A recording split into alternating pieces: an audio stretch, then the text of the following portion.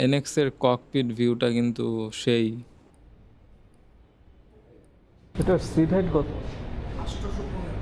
Hornet 2.0 তে বসার পরে মনে হচ্ছে যে বাইকটা অনেক লাইট আর কম্প্যাক্ট, তবে হ্যান্ডেল বারটা আমার কাছে একটু উইয়ার্ড লাগতেছে।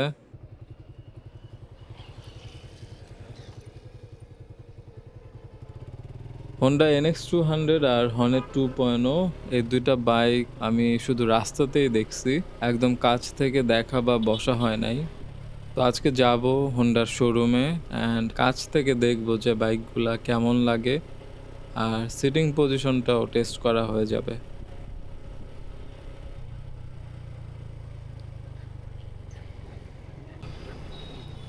সো আমি রামপুরা ব্রিজ ক্রস করে ফেলছি অ্যান্ড ম্যাপে দেখাচ্ছে যে অলমোস্ট চলে আসছি।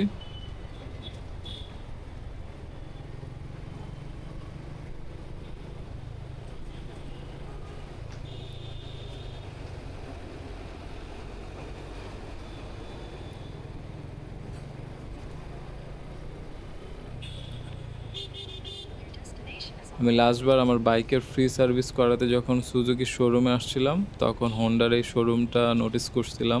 সো তখনই ভাবছিলাম যে একদিন এখানে এসে এই দুইটা বাইক দেখে যাব।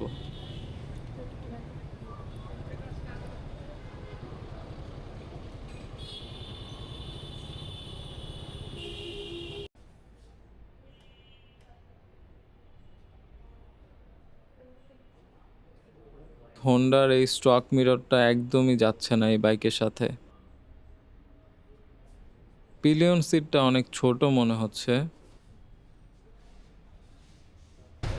বসা যাবে? এনএক্স এর ককপিট ভিউটা কিন্তু সেই। এটার সিট হাইট কত? সিট হাইট জিক্সার থেকে বেশি হলেও বসার পরে মনে হচ্ছে যে খুব একটা বেশি না। আমার height 5 feet 6 inches and I think I can ride this bike.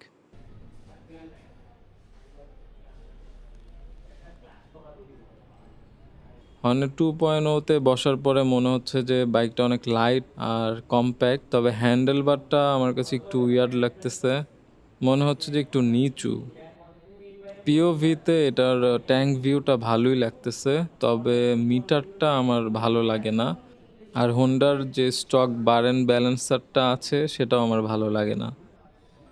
এই ভাই NX200 নিচ্ছে, ব্ল্যাক কালারটা কিন্তু আসলেই ভালো লাগতেছে। হর্নেট 2.0 আর NX200 এর মধ্যে NX200ই চুজ করব, because it's unique looking and has a better road presence.